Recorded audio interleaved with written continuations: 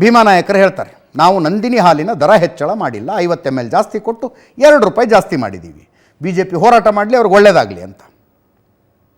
ಸಂತೋಷ್ ಲಾಡ್ ಕಾರ್ಮಿಕ ಸಚಿವರು, ನಾವು 2 ರೂಪಾಯಿ ಜಾಸ್ತಿ ಮಾಡಿದ್ದೀವಿ, ಗ್ಯಾರಂಟಿಗೆ 60,000 ಕೋಟಿ ರೂಪಾಯಿ ಹೊಂದಿಸಬೇಕು, ರಾಜ್ಯದ ಅಭಿವೃದ್ಧಿ ಅದಕ್ಕಾಗಿ ಹಾಲಿನ ದರ ಮತ್ತು ಪೆಟ್ರೋಲ್ ಡೀಸೆಲ್ ದರ ಜಾಸ್ತಿ ಮಾಡಿದ್ದೀವಿ ಅಂತ.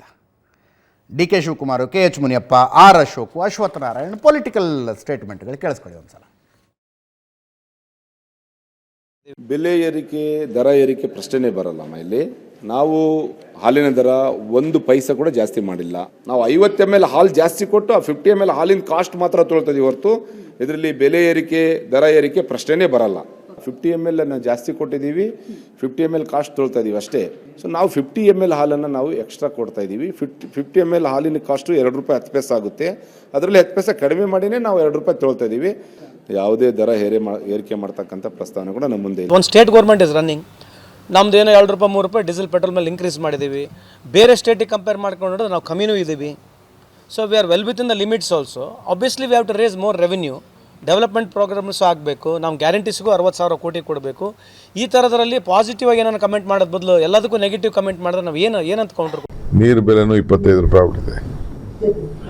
ನೀರು ಬೆಲೆ, ರೈತಂಗೆ ಸಿಗೋಂಥ ಹಾಲಿನ ಬೆಲೆ ಕಡಿಮೆ. ಅದಕ್ಕೆ ತೀರ್ಮಾನ ರೈತರ ಒತ್ತಡದ ಮೇಲೆ ತೀರ್ಮಾನ ಮಾಡಿದ್ದಾರೆ. ದರ ಹೆಚ್ಚಳ ಬೇರೆ ರಾಜ್ಯಗಳಿಗೆ ನೋಡಿದ್ರೆ ನಮ್ದು ಇನ್ನೂ ಕಡಿಮೆ ಇದೆ.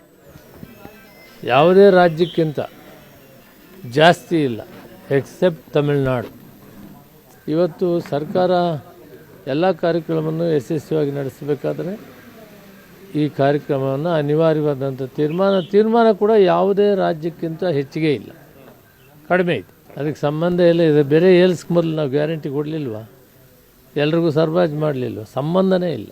ವಿಧಾನಸೌಧದಿಂದ ನಾವು ಮುಖ್ಯಮಂತ್ರಿಗಳ ಮನೆಗೆ ಮುತ್ತಿಗೆಯನ್ನು ಹಾಕೋರಿದ್ದೀರಿ. ವಿಧಾನಸೌಧದಿಂದ ಮುಖ್ಯಮಂತ್ರಿಗಳ ಮನೆಗೆ ಮುತ್ತಿಗೆ ಹಾಕೋಕ್ಕೆ 3ನೇ ತಾರೀಕು ಅಥವಾ 4ನೇ ತಾರೀಕು ಫಿಕ್ಸ್ ಮಾಡ್ತಾ ಇದ್ದೀರಿ. ಪಾರ್ಟಿಯ ನಮ್ಮ ಅಧ್ಯಕ್ಷರ ಜೊತೆ ಎಲ್ಲ ಚರ್ಚೆ ಮಾಡಿ ಸಿದ್ದರಾಮಯ್ಯನವರ ಮನೆಗೆ ಮುತ್ತಿಗೆ ಹಾಕಿ ಅವರ ಮನೆಯಿಂದ ಆಚೆಗೆ ಬರಬಾರ್ದು, ಆ ರೀತಿ ಒಂದು ಹೋರಾಟವನ್ನು ದಿಗ್ಬಂಧನ ಹಾಕುವಂತ ಕೆಲಸವನ್ನ ನಮ್ಮೆಲ್ಲ ಶಾಸಕರು ನಾವು ಮಾಡ್ತೇವೆ. ಬಡವರಿಗೆ ನಾನು 2,000 ಕೊಡ್ತೀನಿ ಅಂತೇಳಿ ಇವರು ಕಮಿಷನ್ ಮುಖಾಂತರ 4,000 ಲೂಟಿ ಹೊಡಿತಾ ಇದ್ದಾರೆ. ನಮ್ಗೆ ಹೇಳಿದ್ರಿ ಬಿಜೆಪಿ ಅವರಿಗೆ 1 ರೂಪಾಯಿ ಪೆಟ್ರೋಲ್ ಬೆಲೆ ಜಾಸ್ತಿ ಮಾಡಿದ್ಕೆ ನಿಮಗ್ ಮಾನ ಮರ್ಯಾದೆ ಇದೆಯಾ ಅಂತಂದ್ರು. ಸಿದ್ದರಾಮಯ್ಯನವರೇ, ಕಾಂಗ್ರೆಸ್ ಅವರೇ, ನಿಮಗ್ ಮಾನ ಮರ್ಯಾದೆ ಇದೆಯಾ? ಅರ್ಧ ಲೀಟರ್ಗೂ 2 ರೂಪಾಯಿ, 1 ಲೀಟರ್ಗೂ 2 ರೂಪಾಯಿ. ಸೊ ಈ ರೀತಿ ದರ ಹೆಚ್ಚಿಕೆಯನ್ನು ಮಾಡಿ ಆಲ್ರೆಡಿ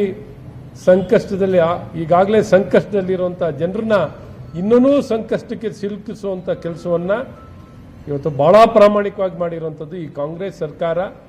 ಹಾಗಾಗಿ ಈ ಭ್ರಷ್ಟ ಕಾಂಗ್ರೆಸ್ ಸರ್ಕಾರ ಜನವಿರೋಧಿಯಾಗಿ ಅಭಿವೃದ್ಧಿ ಶೂನ್ಯ ಮಾಡಿರುವಂಥ ಈ ಕಾಂಗ್ರೆಸ್ ಸರ್ಕಾರದ ಈ ನಿಲುವು, ಈ ದರ ಏರಿಕೆಯನ್ನ ನಾಡಿನ ಸಮಸ್ತ ಜನತೆ ಖಂಡಿಸ್ತಿದೆ. ಕಾಂಗ್ರೆಸ್ ಪಕ್ಷ ಅಧಿಕಾರಕ್ಕೆ ಬರಲಿಕ್ಕೆ ಮತವನ್ನು ಕೊಟ್ಟರು.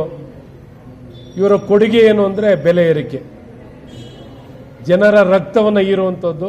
ಆಲ್ಕೋಹಾಲ್ ಆಯಿತು, ಹಾಲಾಯಿತು, ಬಿತ್ತನೆ ಬೀಜ ಆಯಿತು, ಕರೆಂಟ್ ಆಯಿತು, ಇಂಧನ ಬೆಲೆ ಆಯಿತು, ಸ್ಟಾಂಪ್ ಡ್ಯೂಟಿ ಆಯಿತು, ವೆಹಿಕಲ್ ರಿಜಿಸ್ಟ್ರೇಷನ್ ಫೀಸ್ ಆಯಿತು. ಇನ್ನೇನಿದೆ ಏರ್ಸೋದಕ್ಕೆ? ಸತ್ತ ಹೆಣದ ಮೇಲೆ ಒಂದು ತೆರಿಗೆ ಹಾಕ್ಬಿಡ್ರಿ. ಸತ್ತ ಹೆಣಕ್ಕೆ ದಫನ್ ಮಾಡೋದಕ್ಕೆ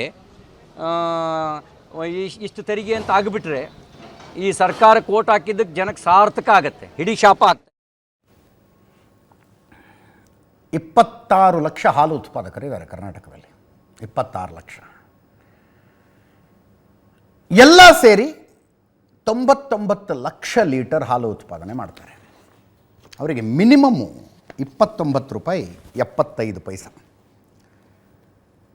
ಮಿನಿಮಮ್ ರೇಟ್ ಸಿಗೋದು ಪರ್ ಲೀಟರ್. ಮ್ಯಾಕ್ಸಿಮಮ್ ಅದು 41 ರೂಪಾಯಿ 64 ಪೈಸೆ ತನಕ ಹೋಗುತ್ತೆ 1 ಲೀಟರ್ಗೆ. ನೋಡಿ, ಆಯ್ತಪ್ಪ, ಈಗ ಏನು ಸ್ಪಷ್ಟೀಕರಣ ಕೊಡ್ತೀರಿ? ಹಾಲು ಉತ್ಪಾದನೆ ಜಾಸ್ತಿ ಆಗಿದೆ, ನಾವು 50 ml ಹಾಲು ಜಾಸ್ತಿ ಕೊಡ್ತಾ ಇದ್ದೀವಲ್ಲ ಅಂತ. ಕಳೆದ ಆಗಸ್ಟ್ನಲ್ಲಿ 3 ರೂಪಾಯಿ ಜಾಸ್ತಿ ಮಾಡಿದ್ರಲ್ಲ, 3 ರೂಪಾಯಿ ಆಗಸ್ಟ್ನಲ್ಲಿ ಜಾಸ್ತಿ ಮಾಡಿದ್ದು. ಆವಾಗೇನಂದ್ರಿ? ರೈತರಿಗೆ ಉತ್ತಮ ಬೆಲೆ ಕೊಡಬೇಕು. ಆ 3 ರೂಪಾಯಿಗೆ 3 ರೂಪಾಯಿ ರೈತರಿಗೆ ಹೋಯ್ತಾ? ಹಾಲು ಖರೀದಿ ಮಾಡುವವರಿಂದ 3 ರೂಪಾಯಿ ಎಕ್ಸ್ಟ್ರಾ ತಗೊಂಡ್ರಿ. ರೈತರು ಹಾಲು ಉತ್ಪಾದನೆ ಮಾಡೋದಕ್ಕೆ ಒದ್ದಾಡ್ತಾರೆ, ಅವ್ರಿಗೆ ಜಾಸ್ತಿ ಕೊಡೋದು ಬೇಡವಾ ಅಂದ್ರಿ. ₹3 ಹೋಯ್ತಾ ರೈತರಿಗೆ? ಗ್ರಾಹಕರಿಂದ ತೆಗೆದುಕೊಂಡ ₹3 ಹಾಲು ಉತ್ಪಾದಕರಿಗೆ ಕೊಟ್ಟು ಸರ್ಕಾರ ಕೊಡ್ತಾ ಇದ್ದ ದುಡ್ಡಿನಲ್ಲಿ ₹2.5 ಕಡಿಮೆ ಮಾಡಿದ್ರಿ. ಅಲ್ಲಿಗೆ ಆಗಸ್ಟ್ನಲ್ಲಿ ಏರಿಕೆಯಾದ ₹3 ಪರ್ ಲೀಟ್ರ್ ಇತ್ತಲ್ಲ, ₹3 ಪೈಕಿ ರೈತನಿಗೆ ಹೋಗಿದ್ದೆಟ್ಟು 8 ಆಣೆ, 50 ಪೈಸಾ ಹೋಯ್ತು ರೈತನಿಗೆ. ಆಮೇಲೆ ಹಾಲು ಉತ್ಪಾದಕರು ಯಾರು ಆಗರ್ಭ ಶ್ರೀಮಂತರಲ್ಲ.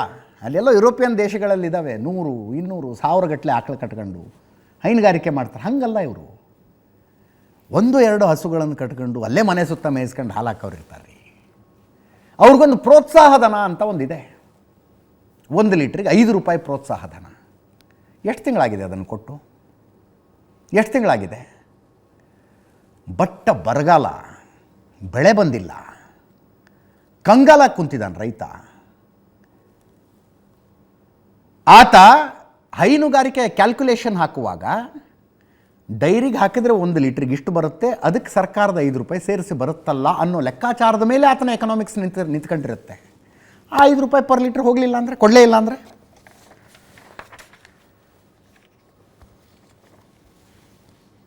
ಬಾಕಿ ಉಳಿಸ್ಕೊಂಡಿರೋದು ₹1,087 ಕೋಟಿ. ಹಾಲು ಉತ್ಪಾದಕರಿಗೆ ಹೋಗಬೇಕಾಗಿರೋ ದುಡ್ಡದು ಆಗಸ್ಟ್ 2023ರಿಂದ ಮಾರ್ಚ್ 2024 ತನಕ ಬಾಕಿ ಕೊಟ್ಟಿಲ್ಲ, ಪ್ರೋತ್ಸಾಹಧನ ಕೊಟ್ಟಿಲ್ಲ. ಏಪ್ರಿಲಿದ್ದು ಬಿಡುಗಡೆ ಮಾಡಿಬಿಟ್ರಿ, ₹109 ಕೋಟಿ ಏಪ್ರಿಲ್ ತಿಂಗಳಿದ್ದು ಅಂತ ಬಿಡುಗಡೆ ಮಾಡಿದ್ರಿ. ಆಗಸ್ಟಿಂದ ಮಾರ್ಚ್ ತನಕದ್ದು ಮಾಫಿನ ಮನ್ನಾನ? ಅದು ಅರ್ಥ ಆಗ್ತಿಲ್ಲ ರೈತರಿಗೆ. ಅವ್ರಿಗೆ ಹೋಗಬೇಕಾಗಿರೋ ದುಡ್ಡು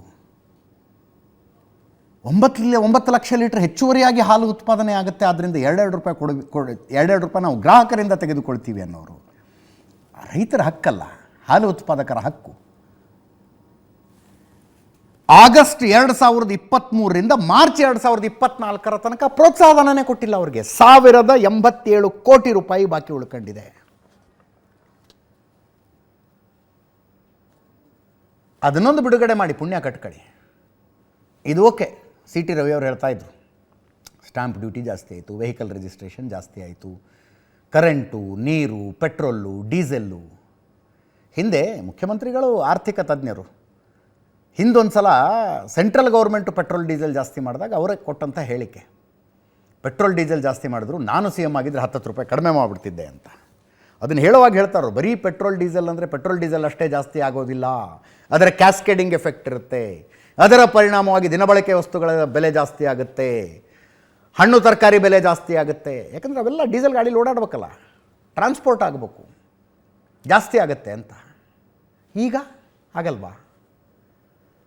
ಈಗಾಗಲೇ ಆಟೋದವ್ರು ನಮ್ಮ ಮಿನಿಮಮ್ ಫೇರ್ ಜಾಸ್ತಿ ಮಾಡಿ ಅಂತ ಕೇಳ್ತಾ ಇದ್ದಾರೆ. ಪೆಟ್ರೋಲ್ ರೇಟ್ ಜಾಸ್ತಿ ಆಗಿದೆ, ಮಿನಿಮಮ್ ಫೇರ್ ಜಾಸ್ತಿ ಮಾಡಿ ಅಂತ.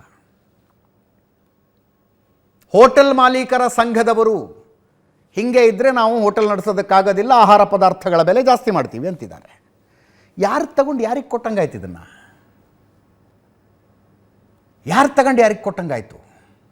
ಆಯಿತು ಸರ್, ಚುನಾವಣೆಯ ಸಂದರ್ಭದಲ್ಲಿ ಏನೋ ಹುರುಪಿಗೆ ಬಿದ್ದು ಹೇಳ್ಬಿಟ್ರಿ, ಕಾಕಾ ಸಾಹೇಬ ನಿನಗೂ ಫ್ರೀ, ನಾನಾ ಪಾಟೀಲ ನಿನಗೂ ಫ್ರೀ ಅಂತ. ದಯವಿಟ್ಟು ಆ ಗ್ಯಾರಂಟಿಗಳನ್ನು ಸ್ಟ್ರೀಮ್ಲೈನ್ ಮಾಡಿ ದಯವಿಟ್ಟು ಆ ಗ್ಯಾರಂಟಿಗಳನ್ನು. ಯಾರು ಕಡು ಬಡವರಿದ್ದಾರೆ, ಯಾರಿಗೆ ಈ ₹2,000 ಇಲ್ಲದೆ ಜೀವನ ನಡೆಸೋದು ಕಷ್ಟ, ಅಂಥವ್ರನ್ನ ಫೈಂಡ್ ಔಟ್ ಮಾಡಿ, ಅಂಥವ್ರಿಗೆ ಕೊಡಿ.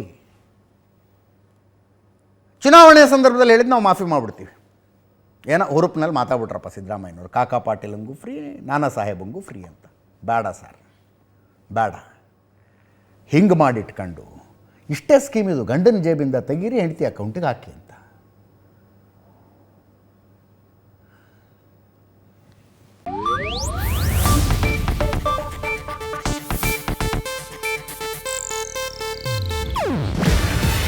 ಇದು ಏಷ್ಯಾನೆಟ್ ನ್ಯೂಸ್ ನೆಟ್ವರ್ಕ್ ಪ್ರಸ್ತುತಿ. ನೀವು ನೋಡ್ತಿದ್ದೀರಾ ಏಷ್ಯಾನೆಟ್ ಸುವರ್ಣ ನ್ಯೂಸ್.